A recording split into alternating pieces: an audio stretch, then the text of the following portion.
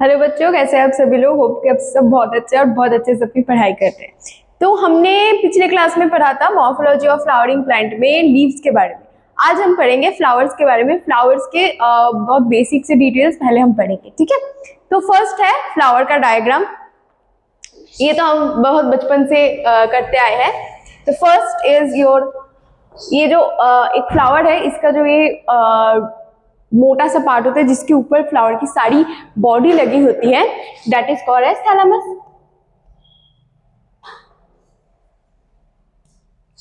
ठीक है। उसके बाद क्या है, उसके बाद है फ्लावर में लीव्स जैसे ग्रीन ग्रीन पार्ट्स होते हैं जो थैलेमस के ऊपर लगे होते हैं, and it protects the flower, right? It protects the other floral parts. It is also a floral part, okay, but it protects the other floral part as well. This is known as corolla. Sorry. This is known as sepal. Sepal के group को क्या कहते हैं? Group of sepal is known as calyx. Calyx कहते हैं बच्चों, calyx. ठीक है। उसके बाद उसके ऊपर जो रंग बिरंगा हम देखते हैं, we know that is known as petals. Petal के ग्रुप को क्या कहते हैं? पेटल के ग्रुप को कहते हैं कोरोला। क्या कहते हैं? कोरोला। उसके बाद क्या है? उसके बाद है आपका male reproductive part called stamen. Stamen के ग्रुप को कहते हैं, group of stamen is known as androecium. उसके बाद है हमारा गाइनोशियम।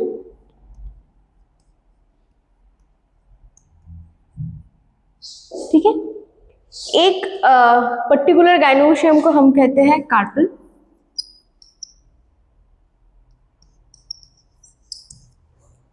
ठीक है।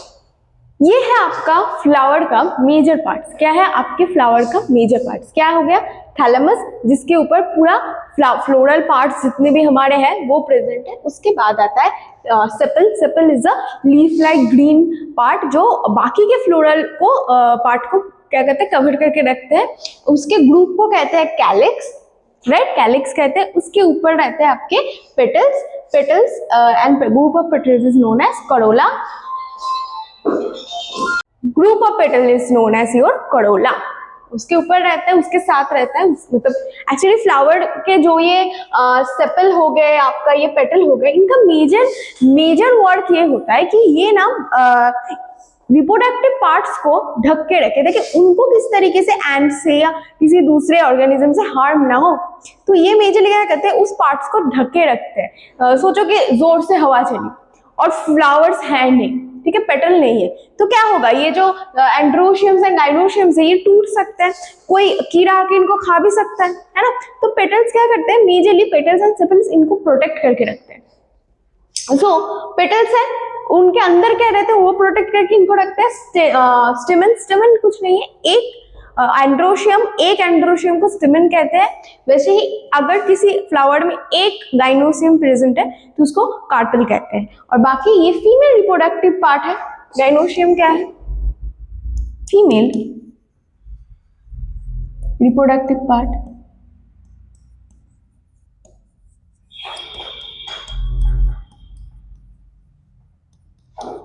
और एंड्रोशियम क्या है बेटा?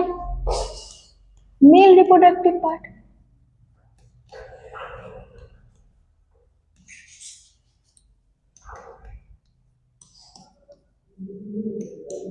देखो, मुझे पता है कि आप बहुत बच्चों के लिए मॉर्फोलॉजी और एनाटॉमी दो ऐसे टॉपिक्स हैं जो आपको बिल्कुल समझ में नहीं आता। आपको लगता है कि इसमें समझने वाली कोई चीज है ही नहीं, सारी चीजें मैम याद रखनी पड़ती है। मैंने बहुत बच्चों को देखा है कि हाँ, उनको बहुत प्रॉब्लम होती है, इतने कॉम्प्लिकेटेड नाम है याद रखने में। बट बेटा, मॉर्फोलॉजी आपको पढ़ना, एनाटॉमी पढ़ना बहुत इंपॉर्टेंट है। नीट के पर्सपेक्टिव से देखा जाए तो इससे बहुत सारे क्वेश्चंस आते हैं, है ना। एनाटॉमी में जो फ्लावर का अरेंजमेंट है वहां से क्वेश्चन आता है, जाइलम फ्लोएम के अरेंजमेंट से क्वेश्चन आता है, सॉरी मॉर्फोलॉजी से आपके फ्लावर का न्यूमेरिकल फॉर्म्स वो आते हैं। तो वो बहुत इंपॉर्टेंट पार्ट है ये दो चैप्टर्स। आपको क्या करना है, आपको बस इन्हें बार बार रिविजन में रखना है। कैसे रिविजन करना है, देखो ये वीडियोस ऐसे है, ये तो आपके यूट्यूब में फ्री है, कभी नहीं जा रहे, कहीं नहीं जा रहे, तो इन्हें बार बार आप रिपीट पे देखो। जब भी आपको थोड़ा मौका मिले, 10-15 मिनट के वीडियोस होते हैं, 16 मिनट के वीडियोस होते हैं, आप कहीं ट्रेवल कर रहे हो, पढ़ने जा रहे हो, कुछ भी कर रहे हो, आप नॉर्मली आप लोग फोन चलाते हो, तो एक बार वीडियो लो, 2x स्पीड में करो, आप देख लो। क्विक रिविजन के लिए बहुत इंपॉर्टेंट है। दूसरी चीज, ये जो फ्लावर मैंने ड्रॉ किया है, ऐसे ही अपने नॉर्मल पेज मिल रहा है, कुछ भी मिले उसमें ड्रॉ करो। आगे आगे हम जो जो चीजें पढ़ेंगे उन चीजों को ड्रॉ करो कि गाइनोशियम के प्रेजेंस से कैसे कैसे डिविजन्स होते हैं, गाइनोशियम्स कितने, इन चीजों को जितना राइट करोगे, जितना लिखोगे ना, उतना ये चीजें याद रहेगी। ऐसा नहीं है कि बहुत हार्ड है, बहुत टफ, पढ़ाई में बहुत टफ कुछ नहीं होता। लाइफ में बाकी चीजें, पढ़ाई करोगे तो बाकी चीजें भी इजी हो जाएंगी। पढ़ाई इतनी इजी चीज है कि अगर पढ़ाई करोगे तो बाकी चीजें भी इजी हो जाएंगी, लेकिन पढ़ाई को टफ सोच लोगे तो पूरी जिंदगी और ज्यादा टफ है बेटा। तो ऐसा नहीं है कि मॉर्फोलॉजी और एनाटॉमी बहुत ज्यादा टफ है, इट्स वेरी वेरी इजी। हम बस डरते हैं और डर की वजह से हम कर नहीं पाते, है ना। डरते हैं और डर की वजह से सोचते नहीं होगा, अब नहीं होगा, सोच ही लिया है तो कैसे ही होगा, है ना, फिर नहीं होते। तो बस ऐसे ही एकदम ईजी है। और इन वीडियोस को रिपीट पे देखो। ये वीडियोस डली आप लोगों के लिए इसलिए है ताकि आप लोगों के लिए ये चैप्टर्स हमेशा अवेलेबल हो जाए, है ना। तो ठीक है, देखो फ्लावर, तो फ्लावर के हमने देखो, फ्लावर किस में होता है, एंजियोस्पर्म में होता है। फ्लावर किस में होता है, एंजियोस्पर्म में होता है। They are the flowering plants, okay, चाहे मोनोकॉट हो या डाइकॉट हो। अब फ्लावर्स के पार्ट्स हमने क्या क्या पढ़े, वन थैलेमस जो पूरे फ्लावर बॉडी को रखता है, मैं फिर से रिपीट कर रही हूँ। फिर sepal are the group of sepal is known as calyx, फिर group of petals are known as corolla, फिर होता है गैनोशियम, एंड्रोशियम, ठीक है। एंड्रोशियम में क्या होता है, आपका स्टीमेंस होता है, एक एक एंड्रोशियम को स्टीमेन कहते हैं, एक गाइनोशियम को हम कहते हैं कार्पल। समझ में आया, समझ में आया। अब देखो बेटा, फ्लावर,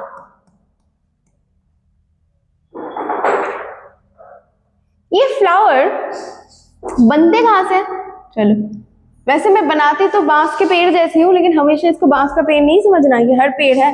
ये है आपका नोड, नोड लिख दूं, this is your node and this is your internode, ठीक है। अब नोड के इस एरिया में आपका एक्सिलरी बर्ड है, राइट। यहीं से आपका फ्लोरल एक्सिस बनता है, फ्लोरल एक्सिस बनता है, and your flower will start blooming, your flower will start blooming, this is, क्या बनता है, यहीं से नोड से ही आपका, चलो व्हाइट से लिख देती हूँ, नोड से ही आपका बनता है फ्लोरल एक्सिस, यहीं से बन गया आपका फ्लोरल एक्सिस, ठीक है। फ्लोरल एक्सिस कैसे होते हैं पता है, यहाँ से जो डंडी निकलेगी, it will contain all the flowers. हम इसके पोजीशंस भी पढ़ेंगे, बट अभी ये समझ में आया। तो फ्लावर्स कहाँ से स्टार्ट होते हैं, it starts from the floral axis, start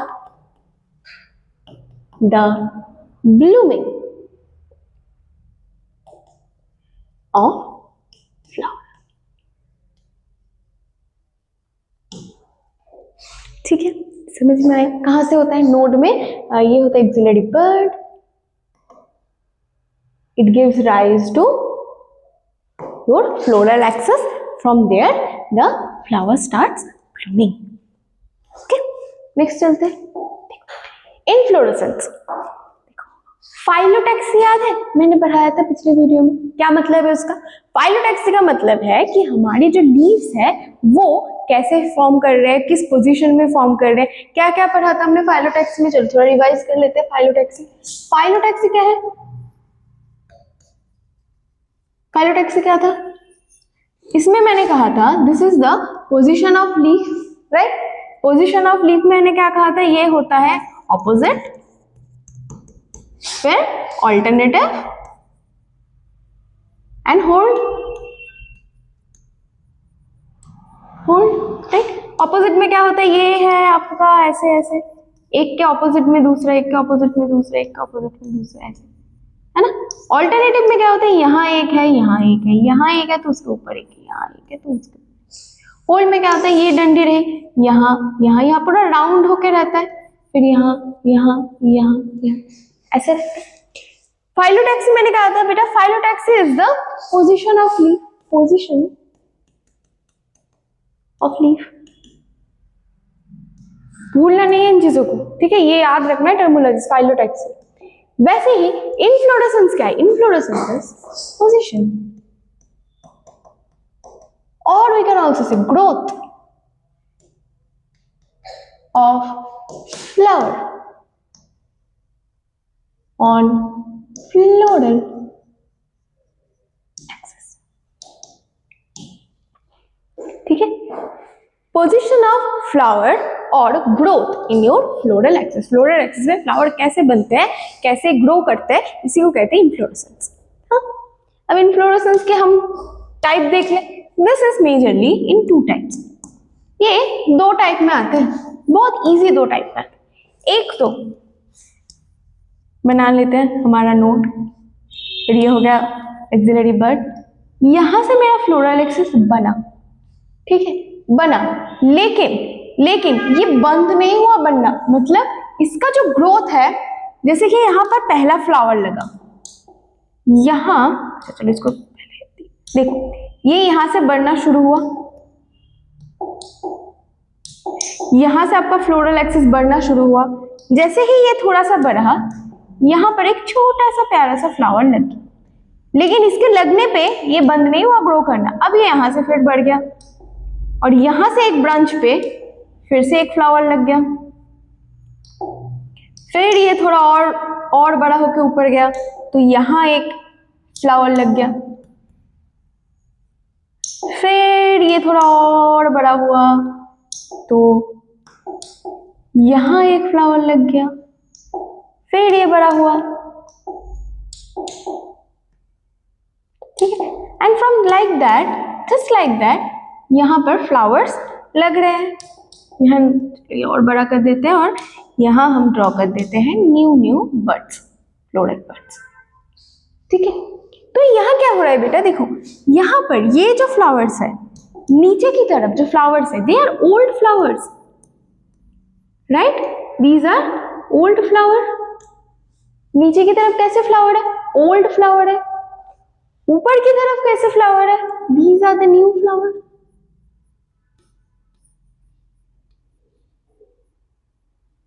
new flower है।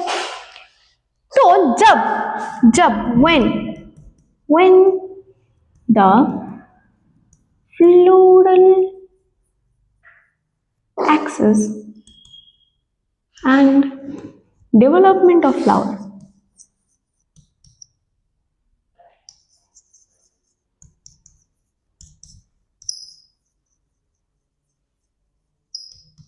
देखो इनका ये एक्रोपेटली ग्रो कर ले, ऊपर की तरफ ग्रो कर रहे हैं, राइट, ऊपर की तरफ ग्रोथ है इनका। So this is acropetal growth, is acropetal.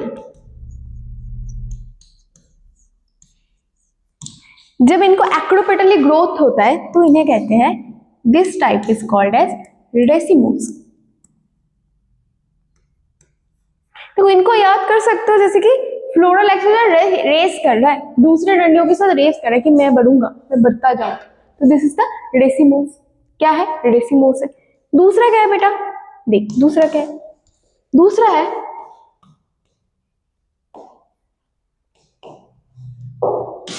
यहां पर फ्लोरल एक्सिस बढ़ गया, ये इतना ही बड़ा होगा, इससे बड़ा नहीं होगा। अब इसमें यहां से फ्लावर लगना शुरू, यहां से यहां पर फ्लावर लगना शुरू हो गया। क्या होता है?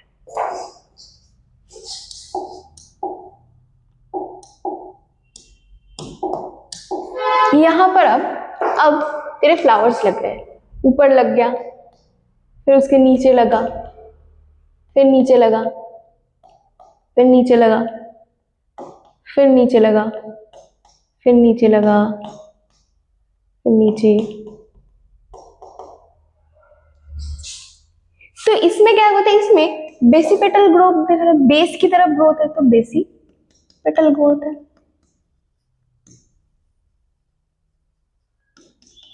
यहाँ एक्सेस की तरफ ग्रोथ है तो this is known as the acropetal growth, या बेस की तरफ ग्रोथ है तो this is known as basipetal growth.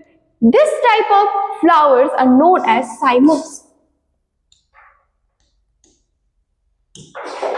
क्या है? Racemose and साइमोस। फिर से रिपीट करेंगे, देख देख देख, समझ। एक फ्लोरल एक्सिस है, इसमें क्या हो रहा है, नीचे की तरफ फ्लावर्स लग रहे हैं और ये ऊपर जा रहा है, ऊपर हमें न्यू फ्लावर्स या बड दिखेंगे, बड, नए फ्लावर लगने वाले, ठीक है, और बढ़ेगा अब तो ये, तो हम उसे क्या कहेंगे, रेसिमोस, रेस कर रहा है, बढ़ रहा है। और जब हम साइमोस फ्लावर्स देखेंगे तो देखेंगे एक फ्लोरल एक्सिस में थोड़ा सा ग्रोथ हो गया, अब ऊपर से फ्लावर्स नीचे की तरफ ग्रोथ कर रहे हैं, मतलब ऊपर बड़ा बड़ा फ्लावर, अब नीचे की तरफ बर्ड्स हो रहे हैं। समझ में आया? रेसिमोस का एग्जाम्पल है मस्टर्ड,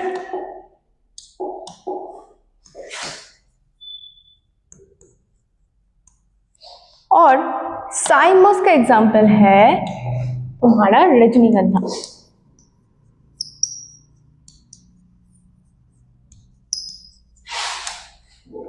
समझ में आया? दूसरे चलते हैं,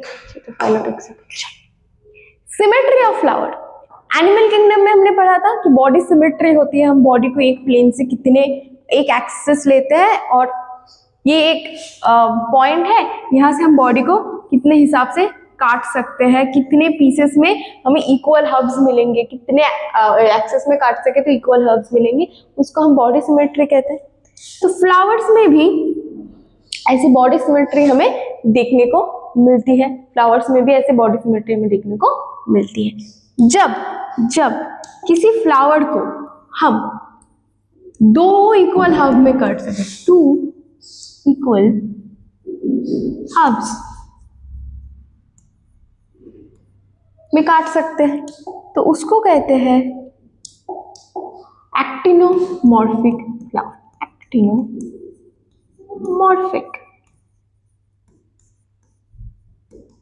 फ्लावर। जैसे कि टी प्लांट देखा है, ऐसा एक स्टैंडर्ड है, उसके पास एक ऐसे दो विंग्स है एंड बीच में एक ऐसा पार्ट है, तो इसमें मैं इसको ऐसे बीच में से काट सकती हूँ, मुझे सिर्फ 2 इक्वल हर्ब्स मिलेंगे। सो एग्जांपल है पी प्लांट, पी के फ्लावर्स है जिन्हें हम सिर्फ 2 हिस्सों में काट सकते हैं।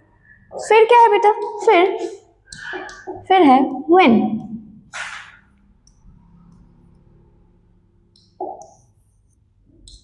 More than 2 equal halves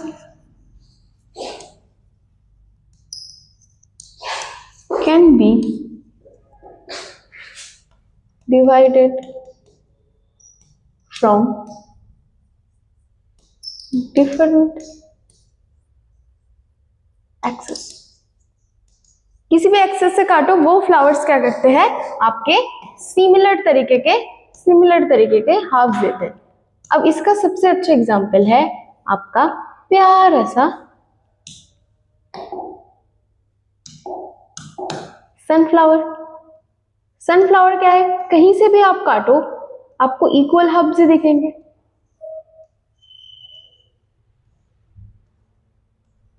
example sunflower.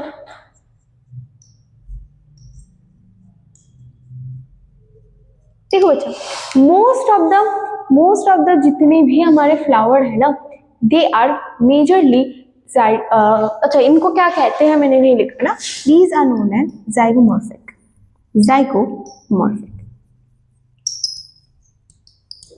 Radial symmetry होता है ये तो जाइगोमॉर्फिक। ज्यादातर फ्लावर्स हमारे जाइगोमॉर्फिक में ही आते हैं, ठीक है, हो गया ये एक्टिनोमॉर्फिक एंड योर जाइगोमॉर्फिक। इसके बाद चलते हैं नेक्स्ट। हाँ, ये पार्ट है जो बहुत बच्चों को मैंने देखा है कि मैम हमें याद नहीं रहता। क्यों नहीं रहता? बिकॉज आप लोग सही से इसको पढ़ते नहीं हो, या फिर आपको इसको बहुत कॉम्प्लिकेटेडली समझने की कोशिश करते हो। देखो यहाँ मैंने वैसे तो ड्राइंग पहले करके रखी है, लेकिन हम लोग ऊपर भी थोड़ा ड्रॉ करेंगे। पहला है, this is the position of flowering plants on thymus. Thymus के ऊपर सारा फ्लावरिंग बॉडी है, उनके पोजीशन के ऊपर डिपेंड करता है, ठीक है, उनके पोजीशन कैसे इसके ऊपर डिपेंड करता है। अब इनमें मेजरली पोजीशन चेंज होता है आपके गाइनोशियम का, सबसे ज्यादा फीमेल पार्ट का पोजीशन चेंज होता है, ठीक है। इसमें फीमेल पार्ट का पोजीशन इतना चेंज होता है कि इसके 3 सेपरेट डिवीजन होते हैं only on the base of the position of gynoecium, और उसके ऊपर गाइनोशियम को सेंटर में रख के बाकी पार्ट्स कैसे प्रेजेंट है। पहले वाला जो होता है उसमें क्या होता है, उसमें जो गाइनोशियम होता है वो तुम्हारे सबसे ऊपर प्रेजेंट होते हैं, और उसके नीचे सेपल्स, थैलेमस, आपका फ्लावरिंग पेटल्स, मतलब फ्लावर के पेटल्स एंड थर्ड सब प्रेजेंट है, लेकिन वो सब इसके थोड़ा नीचे प्रेजेंट है, ये सबसे ऊपर की तरफ प्रेजेंट है, देखो सबसे ऊपर की तरफ प्रेजेंट है। This position is known as superior position.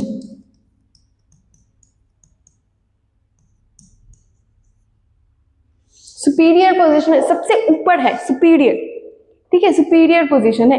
This is known as hypogynous,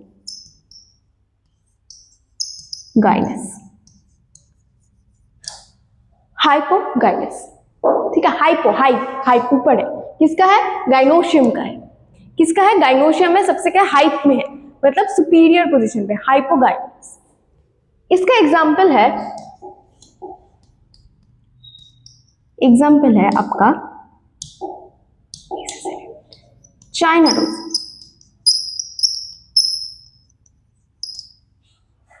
ठीक है।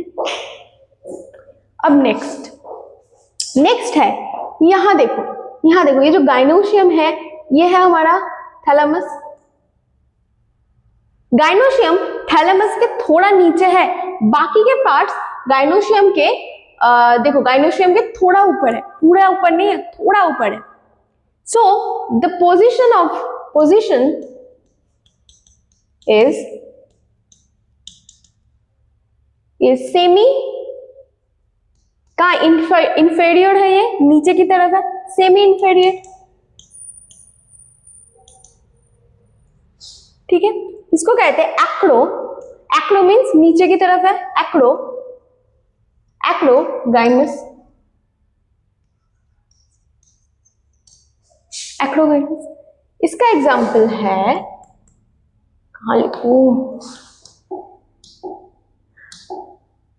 अच्छा तुम बच्चों को सबसे ज्यादा प्रॉब्लम एग्जाम्पल्स याद करने में होती है ना, है एग्जाम्पल याद करने में होती है ना, यार इतना भी टफ नहीं है, थोड़ा सा याद रखना।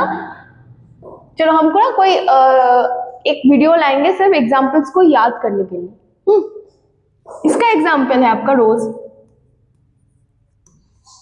ठीक है, रोज, एक्रोगाइनस।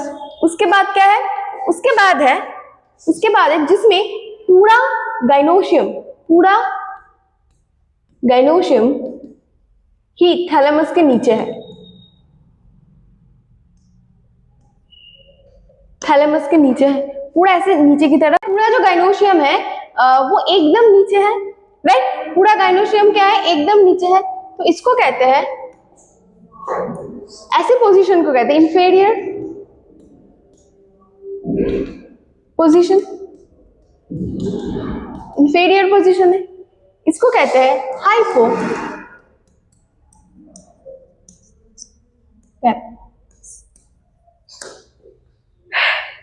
समझ में आया? इसका एग्जाम्पल है,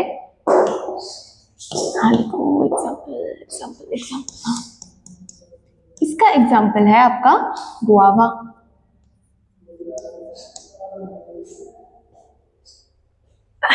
स्क्रीनशॉट ले लो,